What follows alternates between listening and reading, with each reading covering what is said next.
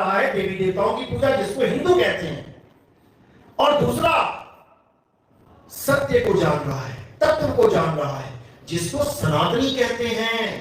तो अध्याय 7 23वां श्लोक यही समझा रहा है कि जो देवी देवताओं की पूजा करते हैं वो अल्प बुद्धि जीव हैं। हे अर्जुन, देवी देवताओं की पूजा करने वाले देवलोक को जाते हैं।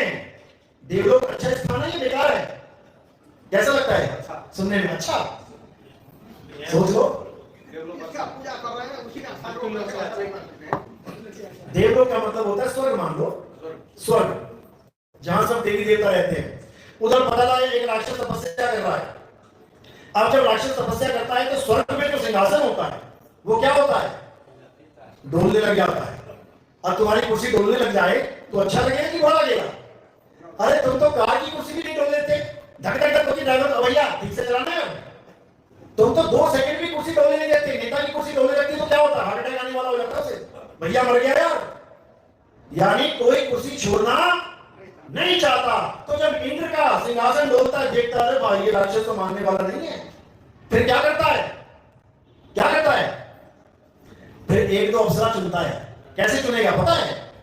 तुम्हारी माता तुम्हारी बहनें जाएंगी वहां पे स्वर्ग में, जो सुंदर होगी उठा लेगा, तू उठ भैया रंबा, जा जरा इसकी भक्ति नाश कर।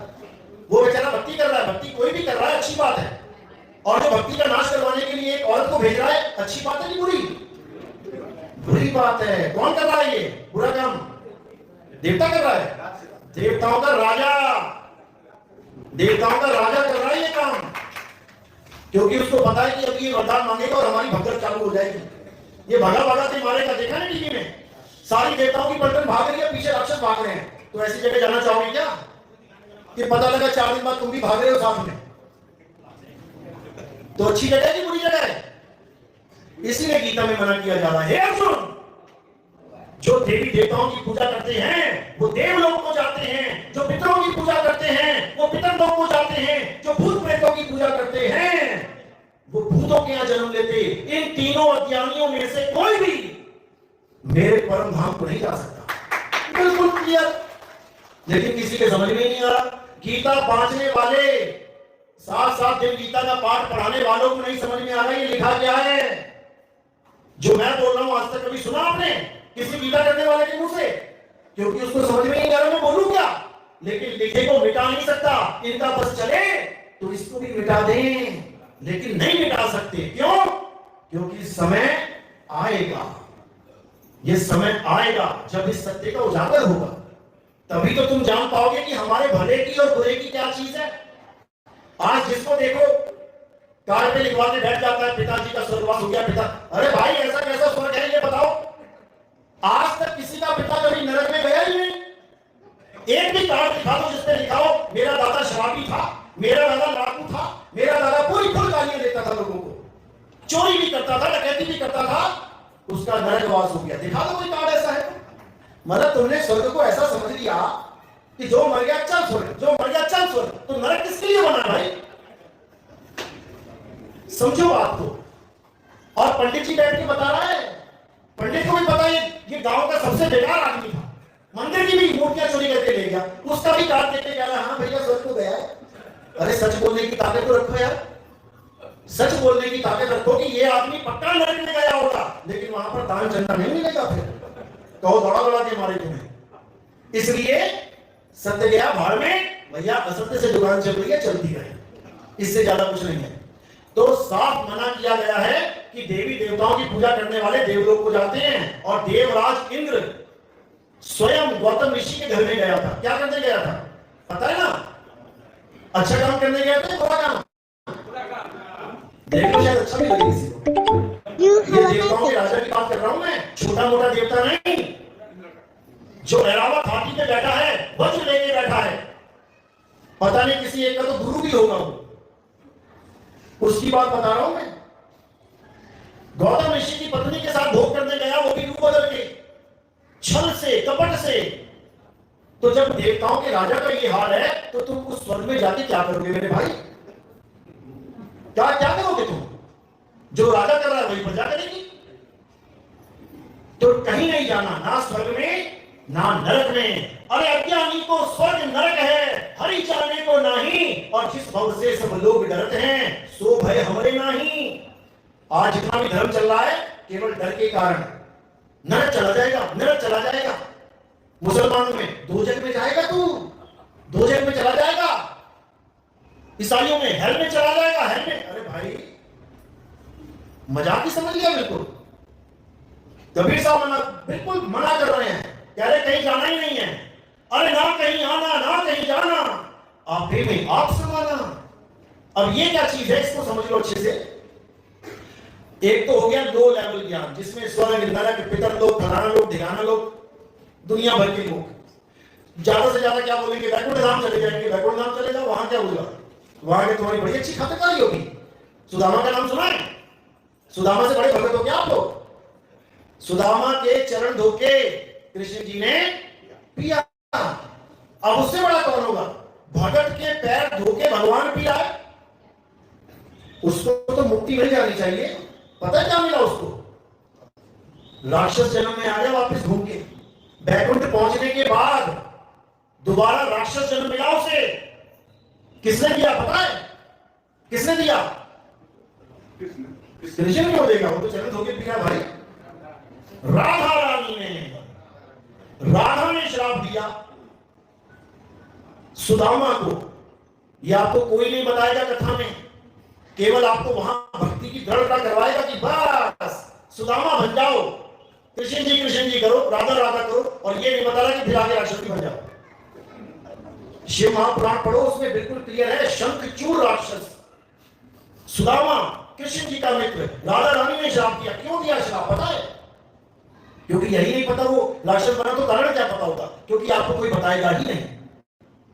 आपको कौन बताएगा? स्वाध्याय। जब तुम खुद अपने धार्मिक ग्रंथों को पढ़ोगे तब तुम्हें ऐसी ऐसी छुपी हुई बातें पता लगेंगी जो ये लोग नहीं बताते। क्योंकि उसके बाद सवाल जवाब शुरू हो जाएंगे और उन सवालों के जवाब इनके पास नहीं है।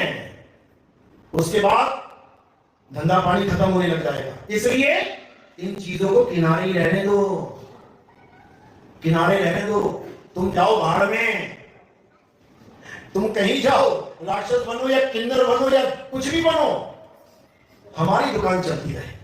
लेकिन ऐसा अब नहीं होगा। अब एक एक रास खुला जाएगा। रासलीला जो कृष्ण जी करते थे, रासलीला का नाम सुना है? रासलीला अच्छी चीज है कि बुरी चीज है? हाँ बिल्कुल, समझना है इसको। यहां पे रासलीला की सबको समझ में आता है कि भाई ठीक है रासलीला कर रहे हैं। बैकुंठ में रासलीला की तो अच्छी होगी बुरी हो गई? जब यहां पर अच्छी है तो वहां पर भी अच्छी है। लेकिन इसी रासलीला के चक्कर में राधा रानी ने कृष्ण जी को श्राप दे दिया, क्योंकि वो रासलीला राधा रानी के साथ नहीं किसी और के साथ चल रही थी, इसलिए श्राप दे दिया। लेकिन रासलीला तो कृष्ण जी कर रहे हैं, सुदामा को श्राप क्यों दे दिया भाई? करे कोई भरे कोई। सुदामा क्या कर रहे थे उस वक्त? सब ग्वालों के साथ दरवाजे पे खड़े होकर पहरा दे रहे थे। जैसे कोई किसी से मिलने जाता है ना तो दोस्त को कहता भाई देखता रहियो, कोई आ जाए तो बेल मार देना। बस वही काम सुदामा जी कर रहे थे। तो राजा ने कहा तू भी इस पाप में शामिल है, और उसको श्राप दे दिया कि चल राक्षस मिल जा।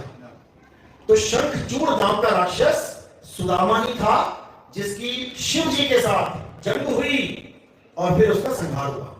तो कहने का मतलब कि बैकुंठ लोग भी कोई रहने लायक नहीं है। पता नहीं कब राधा रानी का दिमाग समझ आए, पता नहीं कब तुम्हें नीचे भेज दे। रहने की लायक कौन सी है जगह? अच्छी तरह समझ लो, केवल और केवल आत्मा। आत्मा ही वो जगह है जहां पे तुम रहो तो सेफ हो। अब सोचो कि आत्मा में कैसे रहेंगे? अभी कहां रह रहे हो? अभी तुम कहां रह रहे हो? शरीर में। अभी तुम शरीर में रह रहे हो। एक दिन शरीर खाली करके चले जाओगे, तुम्हारे घर वाले कहेंगे पापा तो चले गए, मम्मी तो चली गई, शरीर यहीं पड़ा है, लेकिन तुम्हें क्या कहेंगे? चली गई। तो अभी तुम रह रहे हो शरीर में, और तब कहां रहोगे? तब रहोगे आत्मा में। यानी सारे संसार से अपने ध्यान को हटा के अपनी आत्मा में स्थित हो जाना, स्थिर हो जाना। जैसे कछुआ पानी से निकला, गांव में चलता चलता चलता आगे बढ़ा, दूर से कुत्ता भागा आया एकदम। अब कछुआ क्या करेगा? कुत्ते से तेज भागेगा? अब वो कहां जाएगा? खुद में, यानी उसे अब किसी की जरूरत नहीं है, वो कछुआ खुद में समा गया। अब कुत्ता क्या करेगा? सूंघेगा चारों तरफ घूम के, लेकिन उसको मार नहीं सकता। इसी प्रकार जब तुम्हारा अंत समय आएगा, जब तुम्हारे शरीर का अंत होगा, तब तुमने क्या करना है? तुमने सारे संसार से अपने ध्यान को हटा के अपनी आत्मा में स्थित हो जाना है, अपनी आत्मा में रमण करना है। इसी को अध्याय 3 17वें श्लोक में कृष्ण जी ने समझाया है। हे अर्जुन, जो अपनी आत्मा में रमण करते हैं, जो अपनी आत्मा में तृप्त हैं, जो अपनी आत्मा में संतुष्ट हैं, उनके लिए कोई धार्मिक कर्म कर्तव्य लागू ही नहीं होता। समझ लो, कहीं नहीं जाना, अंत समय को संभालना है। एक ऋषि था, सारी उम्र उसने क्या किया? नाम जपा, राधे राधे राधे, और दुनिया भर के जो भी नाम थे, हरे कृष्णा, कुछ भी जपा। बूढ़ा हो गया जपते जपते। कहां जाना चाहिए उसको? स्वर्ग में कि नरक में? अपने आत्मा में। हाँ, वो तो बात की बात है, तो मंत्र जप रहा है ना वो। आत्मा में तो तब जाएगा भाई जब आत्मज्ञानी होगा। सारी उम्र नाम जपा उसने, भगवान के नाम जपा, बूढ़ा हो गया, मरने वाली हालत। पता नहीं कहां से हिरण का बच्चा आ गया उसके आश्रम में, उसने पाल लिया। अच्छा किया या बुरा? अच्छा किया। जानवरों से प्रेम करो, खूब घास खिलाता, खूब पानी पिलाता, रक्षा करता, कोई जानवर इसको नुकसान ना करे, पूरा सेफ्टी गार्ड बना दिया समझ लो अपने आप को। अच्छा किया या बुरा किया? अच्छा किया।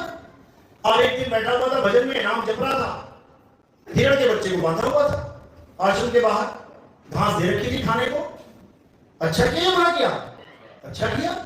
अब एकदम प्राण निकलने लगे, समय आ गया। जैसे समय आया तो उसको याद आने लगा कि मैंने हिरण के बच्चे को बांध रखा है, घास भी डली हुई है आगे, कितने दिन चलेगी? 1 दिन, 2 दिन, 3 दिन, उसके बाद बेचारा बंधा बंधा मर जाएगा। या कोई भेड़िया आ गया, चीता आ गया, शेर आ गया, मैंने इसको बांधा है, ये भाग भी नहीं पाएगा, अरे ये तो बड़ा अनर्थ हो गया। सोचने लगा उसके बारे में, अच्छा किया या बुरा किया? किसी के बारे में अच्छा सोचना, अच्छा किया। सोचते सोचते सोचते उसके प्राण निकल गए। तो कहां गया वो? भगवान के पास गया कि राक्षसों के पास गया? अब हिरण बन गया वो। अब वो हिरण का बच्चा बन गया और जंगल में शेरों के बीच में पैदा हो गया। अब अपनी जान बचाने के लिए भाग रहा है शेरों के आगे आगे। समझो, तो इतने साल जो नाम जपा, इतने साल राधे राधे राधे किया, इतने साल ओम नमो भगवते वासुदेव किया, वो कहां गया? वो सब कहां चला गया? केवल एक क्षण की गलती अंत समय में जो करी, वो गलती सारे जन्म के पूजा पाठ पे, नाम जाप पे भारी पड़ गई। समझ रहे हैं बात को?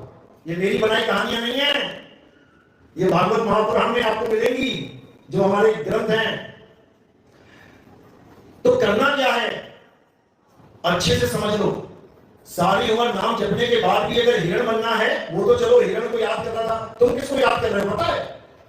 तुमने घर में कुत्ते पाल रखे हैं, याद रखना। और जब तुम्हारा शरीर छूटने लगेगा तब तुम्हें कौन याद आएगा? कुत्ते याद आएंगे। अभी बीमार हो जाए ना तो ले लेके घूमते हो हॉस्पिटल में, सोता वही है, तो तुम भले 2 दिन ना नहाओ, लेकिन उसको पूरा शैम्पू से नहलाओगे बढ़िया करके, सोता वही है। और अगर अंत समय में तुम्हें वो कुत्ता याद आ गया तो मेरे भाई कुत्ता बनने की तैयारी कर लो, कोई बचाने वाला नहीं। तुम तो इतना नाम भी नहीं जपते जितना उस ऋषि ने जपा होगा, तो ना बच पाया हो तो तुम कहां से बचोगे? अब करना क्या है? अब आत्मज्ञान को समझ लो कि आत्मज्ञान प्राप्त करके मुझे फायदा क्या होगा। फायदा भी तो कोई चीज है ना, कि अगर मैं आत्मज्ञान लूं तो क्यों लूं, कारण क्या है, मेरा बेनिफिट क्या है। अब ये समझ लो अच्छे से। आत्मज्ञान का मतलब ये होता है, जब आप आत्मज्ञान की क्लास में आ जाते हो तब आपको सारा पिछला हिसाब किताब, सारी आपकी पिछली पढ़ाई साइड में करवा दी जाती है। जैसे आप 12वीं से आगे कॉलेज में गए, 12वीं तक आपका बैग भारी होता है, 12वीं तक आपका बैग होता है, 8-10 किताबें होती हैं। जब तुम कॉलेज में गए तो कितनी लेके जाते हो? कॉलेज में एक रजिस्टर होता है और एक पेन होता है, कोई भी लेक्चर आया उसी में लिख दिया, सारा बोझा खत्म। इसी प्रकार आत्मज्ञान में आने के बाद ये सारा बोझा खत्म। मंदिर, मस्जिद, गुरुद्वारे, चर्च, ये मंत्र, वो मंत्र, ये कि हे अर्जुन, आत्मा अचल है, अचल, वो कभी चलती नहीं है कि आज इधर है तो कल उधर हो जाएगी, वो अचल है। और अगर तुम उस आत्मा का ध्यान करोगे तो तुम भी अचल हो जाओगे। फिर ना तो तुम कोई स्वर्ग में जाओगे, ना तुम किसी नरक में जाओगे, ना तुम किसी ब्रह्मलोक में, शिवलोक में, गोलोक में, किसी लोक में नहीं जाओगे, क्योंकि हर लोक में धक्के हैं। अचल हो जाना है, इसी को गीता में बोला है स्थित प्रज्ञ। स्थित यानी जो स्थित हो गया, अब उसको कोई हिला नहीं सकता। अगर यह अवस्था मिल गई तो समझ लो कि अब जन्म मरण का रोग सदा सदा के लिए खत्म, बार बार मां के गर्भ में आना खत्म, बिल्कुल खत्म, क्योंकि मां के गर्भ में आना ही बंधन है। अगर तुम गलती से भी मां के गर्भ में आ गए तो एक दिन बाहर निकलोगे, और बाहर निकल गए तो फिर मृत्यु का इंतजार करो, मौत आने वाली है। एक आदमी बड़ा परेशान था कि ये मौत क्यों आती है, मौत क्यों आती है। चला गया गुरु के पास, कहता महाराज जी ऐसा नहीं हो सकता कि मैं कभी मर। कहते बिल्कुल हो सकता है। कहते क्या बात कर रहे हो, सच में? अरे बिल्कुल हो सकता है, सच में। कहता मुझे उपाय बता दो कि मैं कभी मरूंगा। तो महात्मा बोला तू कभी पैदा ही मत होना, अगर तू कभी पैदा नहीं हुआ तो तू कभी मरेगा नहीं। कहता मैं तो पैदा हो चुका हूं, तो मरने के लिए तैयार है, उसके बाद मत होना। तो कहता यार ये क्या चक्कर है? यही चक्कर है, आप पैदा हो चुके हो इसलिए मरना पड़ेगा, लेकिन ऑप्शन भी आपके पास है कि दोबारा आना है कि नहीं आना है। नहीं आना है, लेकिन कई लोग कहते हैं क्यों नहीं आना है, क्यों नहीं आना है, ये दुनिया हमारे लिए बनाई है, क्यों नहीं आना है। और जब भूकंप आता है ना तो भागा भागा घूमता है, फिर घर में से निकल के बाहर आता है, भैया अरे मर गया, अरे बचाओ। क्यों भैया, भगवान ने बनाई है, थोड़ी देर खड़ा हो जा, क्या दिक्कत है। जब आती है बाढ़ तो भागा भागा घूमता है, क्यों भैया पानी भी तो भगवान ने बनाया, थोड़ा डूब के देख ले। तब तो कहता है बचाओ भगवान, प्रभु बचाओ। अरे तेरे रहने के लिए घर बनाया, मजे ले ले। अभी नहीं समझ में आ रहा, क्योंकि हट्टा कट्टा शरीर है। अभी दोनों किडनियां फेल हो जाए, अभी 5,000 रुपए की थाली रास ना खाने में, बस यही चिंता लगेगी, हाय हाय हाय बचाओ बचाओ बचाओ। तो ये माया का लोक है भाई, ये मृत्यु लोक है, यहाँ सबने मरना है, ऐसा कोई नहीं जो यहाँ बचेगा। इसी को काल का लोक कहते हैं। ये काल का लोक है जहां पर सबका काल आएगा, सबका काल। तो साहिब समझा रहे हैं, अरे बचना चाहो काल जाल से तो चीनो शब्द हमारा और कहे कबीर। कबीर साहब कहते हैं अगर तू एक बार मुझ पे विश्वास कर देगा ना तो तुझे अमर कर दूंगा मैं, अमर। इसका मतलब ये नहीं काया नहीं मरेगी, ये मरेगी, लेकिन तुम ऐसी जगह चले जाओगे जहां से वापस आने की जरूरत ही नहीं पड़ेगी। एक बार मरना इतना मुश्किल है और तुम दोबारा मरने के लिए पैदा होगी यहां पे? बिल्कुल नहीं, निकल चलो यहां से। जितने भी लोग कहते हैं ये दुनिया भगवान ने बनाई है, भगवान ने बनाई है, अगर ये दुनिया भगवान ने बनाई होती तो क्यों संत महात्मा कह रहे हैं दुनिया को छोड़ो, दुनिया झूठी है, माया की दुनिया है, दुनिया झूठ है, दुनिया को छोड़ो, प्रभु को याद करो। अरे भैया उसी ने बनाई है तो इसी को याद कर लेते हैं, क्या दिक्कत है। मेरे बाप ने मेरे लिए घर बनाया, तुम कह रहे हो घर को छोड़ो, जाओ, क्यों जाओ। हर ग्रंथ में यही लिखा है, ये नश्वर दुनिया है, ये माया